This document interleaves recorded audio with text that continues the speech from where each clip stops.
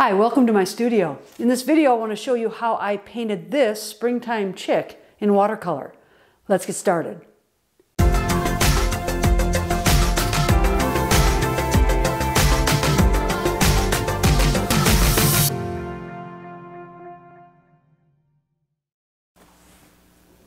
In today's painting, I'm going to paint this little chick, and I'm going to really try, my goal here is to try to keep it a real soft painting. I'm not really going to paint much of a background at all. It's just going to be the chick. Maybe a little bit of green or gold at its feet, kind of representing maybe some straw that it's walking in, but otherwise really not much of a background like you see in the reference photo. So I'm going to go ahead and wet this. I'm really looking for, in my reference picture, the areas that are completely white. Well, actually, I think I'm just going to wet most of the chick over the entire body of the chick here. And right up to the edge here, all parts of the chick. Just avoiding going out of the body of the chick with the water, because I don't want to go into the background at all. Again, I'm going to truly try for a nice soft effect, because you know, little chicks are fuzzy, right?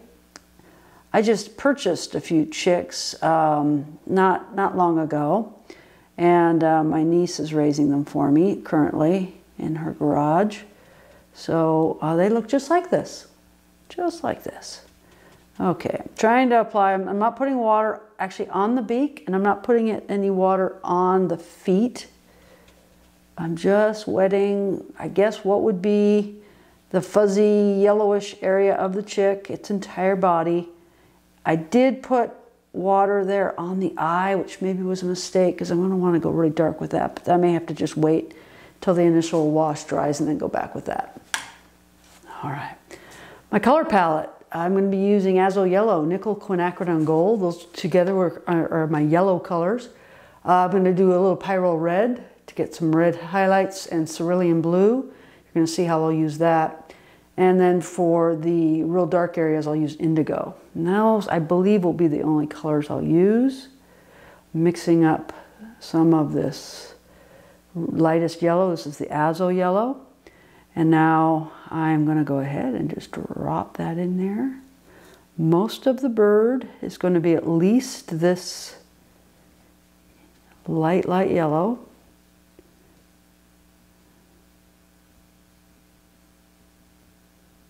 You know, maybe except for, and I'm going to come back and blot out the areas that I want to keep white. So for now, I'm not going to worry about really retaining highlights too much.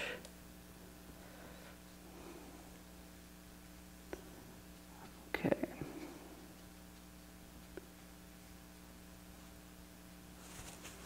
I'm going to grab now my other yellow. This is Nickel Quinacridone Gold. Beautiful gold color. One of my favorite colors. Now I'm looking at these areas that mark some of the little darker golden areas here, and I'm just dropping that in there. The light is coming from the left side.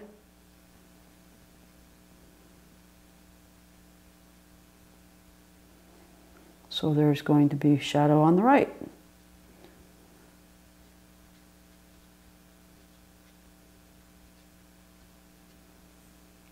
And I think I might accentuate this dark on this far side a little bit, even though a little bit more than what is seen.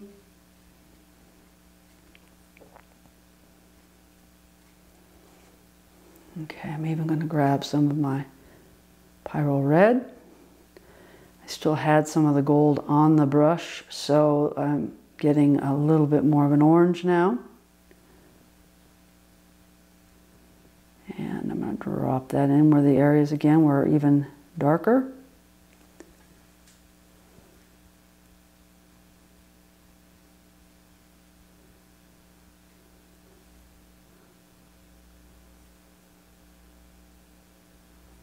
I do want this really to spread, so I'm fine with that as I drop this in.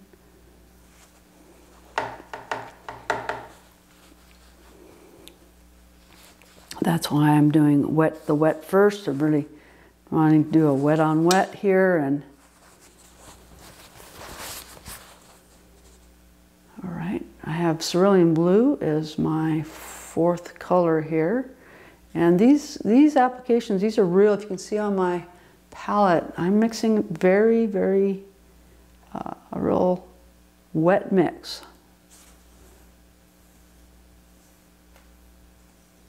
Now, believe it or not, there's often,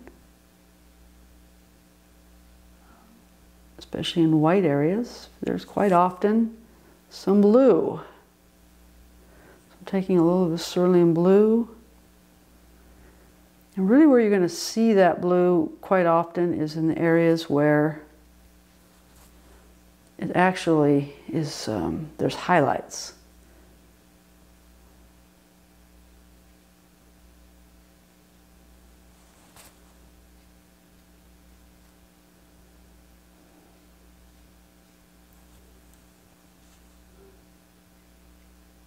Just some drops there where its eye is. It's going to spread out a bit, but that's okay because I want, at this point, again, this is the initial wash.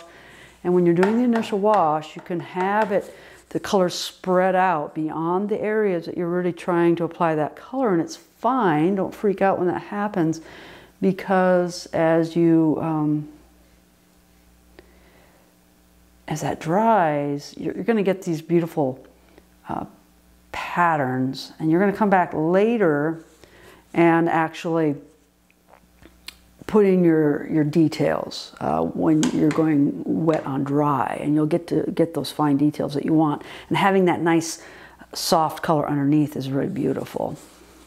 Picking up some of this extra paint down here. Okay. Now I want to go to a little bit smaller brush. Again, always use the largest brush you can. I'm going to come in here, grab a little more of a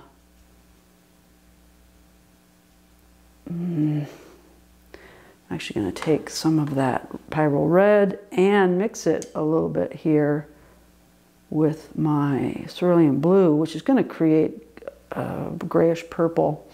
And now I'm just going to come in here, and the legs are that kind of a purpley red. I'm going to come in and do those here. And again, when I touch that up against the body, where the leg hits the body, I want that color really to spread up into the body a bit. That's okay. Again, that soft transition between the colors. Now again, the legs, the feet here, I did not paint, I did not put water down on that.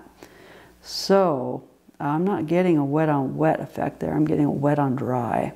The only place it's wet on wet is where the legs hit the body there. Drop in a little bit of this Pyrrol Red, a little more pure Pyrrol Red, because there is, in places, a bit more of a real readiness to the feet I want to do. And so I'm just placing in where I see that in the reference picture there, not throughout. Now, similarly with what I did with the feet, I'm going to come up and take a look at the beak. Now the beak also, I had not painted it prior, so I'm doing a wet on dry application here. But where the beak hits the bird's body, the feathers, it's going to spread out into that, which is great. But the rest of this beak area that I'm applying here is wet on dry, so I'm getting a little more control over where this is going, which is what I want. Cerulean Blue is a real light blue and good for skies. And I just see a few more areas here where I might want to just emphasize. Basically, it's areas that are, I'm using it here now in areas I see that are shadows are being cast. Shadows are quite often blue in tone.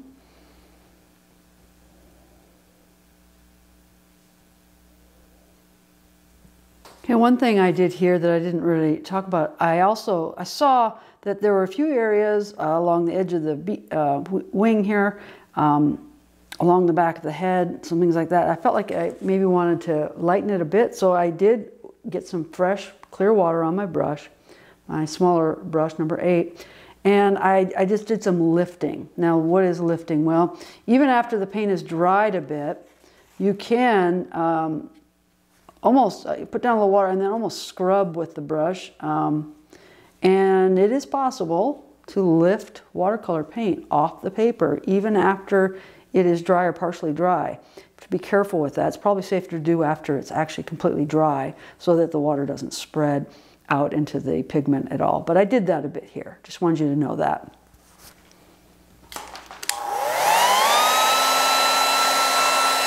Okay, we're mostly dry now, and I'm going to come back and start putting in a little more detail. I want to focus first on the beak area.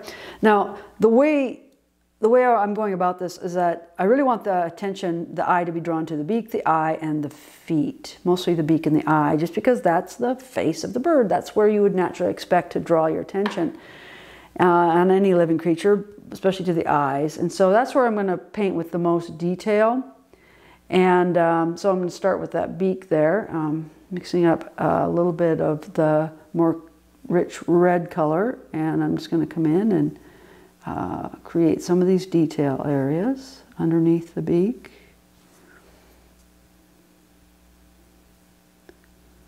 Around, I don't know if that's a nostril or whatever there on this little one. Let's soften some of these areas. Now, there's actually a little bit of red actually around the edge of the eye, down over here. Now I'm going wet on dry because I let this dry. I brought a hairdryer to it actually. And so now I have a little more control. It's essentially, I'm glazing here, a little red right over that. The red goes up this little crease that's in its forehead. That'll help bring, okay.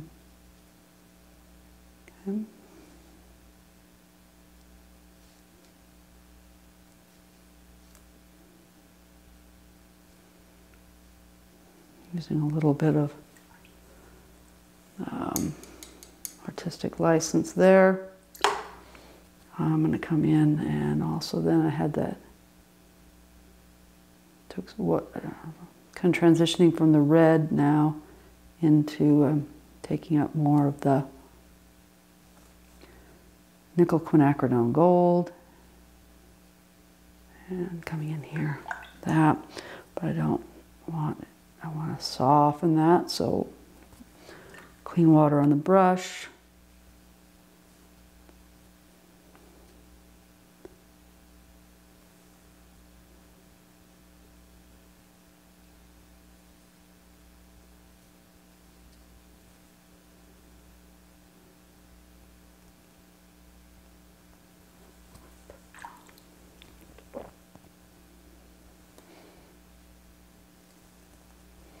Essentially doing a little negative painting around these little pin feathers or whatever they're called, just these little wing feathers that the bird is just barely starting to get some of its feathers. I learned I can't move my chickens out into my wonderfully prepared coop until they hit all their feathers. And so I am waiting expectantly for that.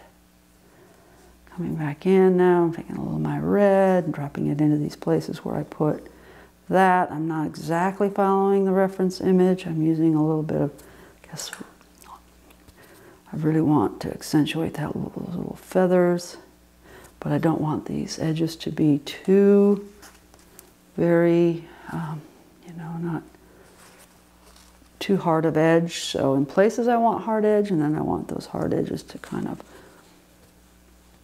fade off.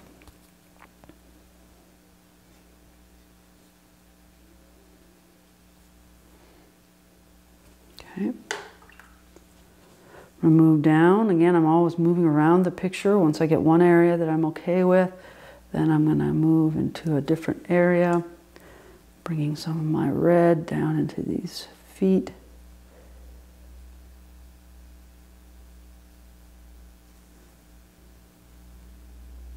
Pretty dark right there, right underneath the chick, right? Because that's where the shadow is falling from the body, and it's falling onto these little feet. So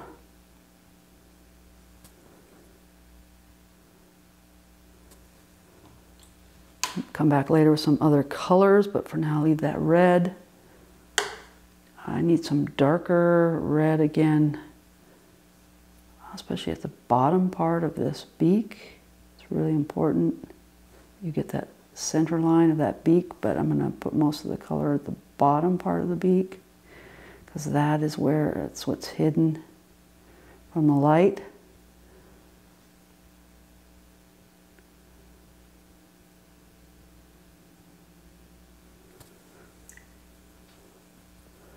Again, there's a fair bit of red around the eye. I'm going to come back later. I'm going to probably do that next, and really get that dark of that eye in there. That's going to make this whole thing come together. As you really, if you add that eye, that really can make the life come right into the animal.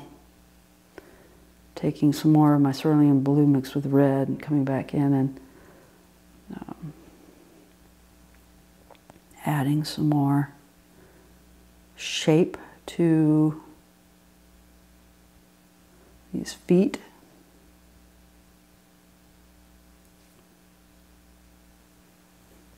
Like that. Oh, I see some areas I think would be good to get more dark, and would be under here. Again, shadow underneath this little chickadee.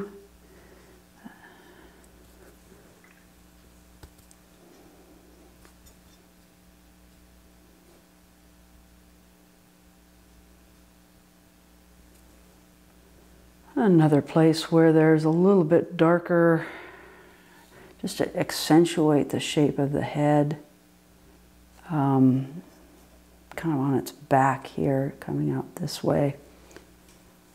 And again, I'm accentuating what I see in the reference picture, but I just really want to get a sense of the shape of the bird here. And so when you put down shadows, usually that's when the shapes pop out at you.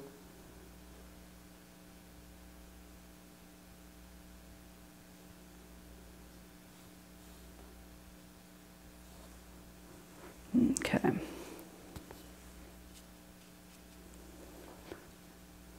Alrighty. Now, I'm going to come in with, actually I'm going to start with my Cerulean Blue and put down some of that first in the eye, a darker application of it, and that's going to allow me to kind of get a two-tone thing going on in the eye here. I'm going to leave a little area for the glint of the eye. And I'm going to come back with my Indigo, which is my almost black, or in a minute. But I want to just put that down first. I like using kind of a combination of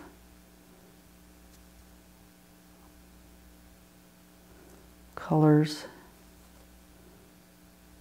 not just putting down the straight, say, indigo, like black or gray color. And by using a limited palette, using that same blue over and over again, I use the blue here, up here, now in the eye, in different places, it gives a unity of color to the picture. Instead of using, say, a different blue for that, you see, okay, the same blue here is being used down here, and that's kind of cool. Alrighty, my Indigo, which I haven't even brought on the palette yet, is a bluish gray. And I'm going to just drop that right into this cerulean blue that I put down for the eye, darkening it a bit,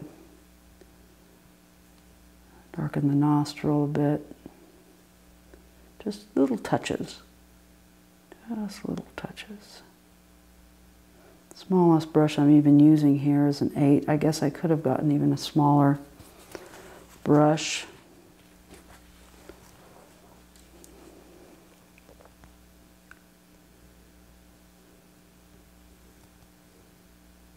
One other thing I want to do here now is think about the shadow and the negative painting around these feet. Now this is dry down here. I haven't, so wet on dry.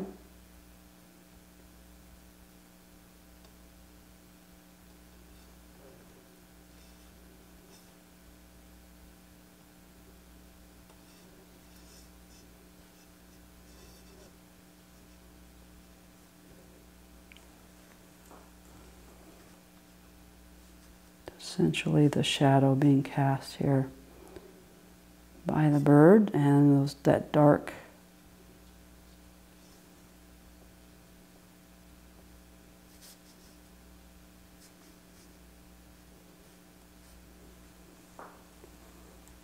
and I think I'm going to grab my cerulean and start with the gray closest to the bird, but then just move this out.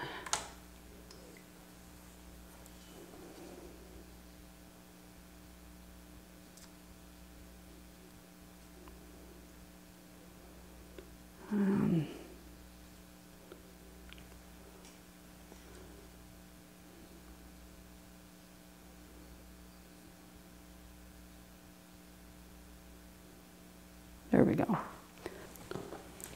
going to grab a little finer brush, mix up some of my indigo. This would be a rigger, #1 brush, and I really want to come in and do a bit more of the detail again in the eye. Just really get the black of the eye. A little bit more on this nostril and detail there on the beak. Now I'm really, this is all dry in here, so I have a lot of control over this. Again, I really want the attention to be drawn to the eye. And so that's where I'm going to put the most detail, and the rest I'm willing to let the rest kind of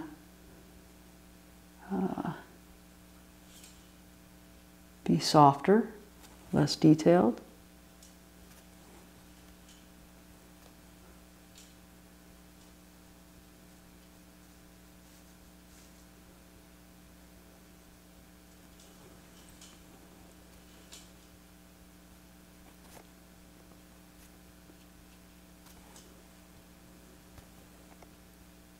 Again, just emphasizing more of the shape of the bird, a little bit more of this dark on this side that's farthest from the light. I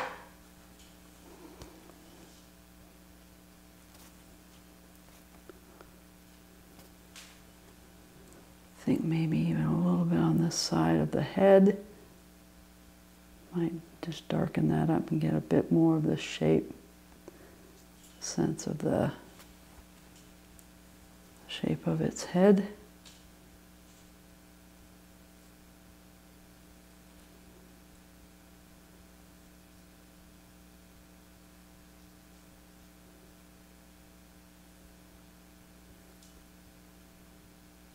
If you haven't noticed, sometimes it's just about really carefully just, not so much a stroke with the brush, but almost more of just a dotting, and especially when you've already put some water down in a place, and if you just touch there, can really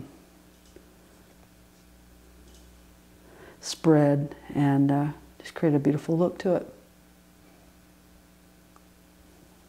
I feel like there would be a little bit of a reflection. The yellow of the bird is obviously primarily yellow, and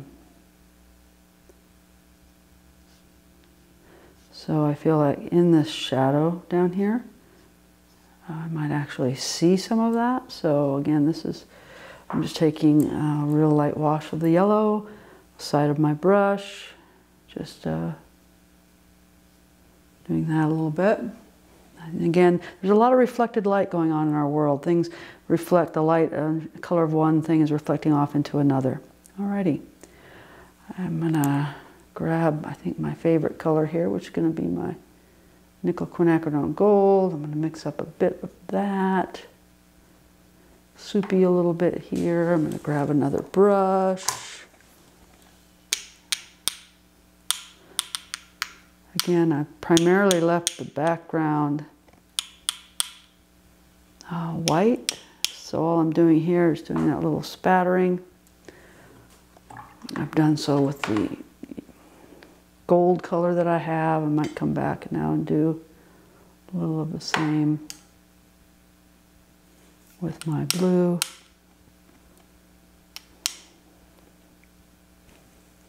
Just kind of fun.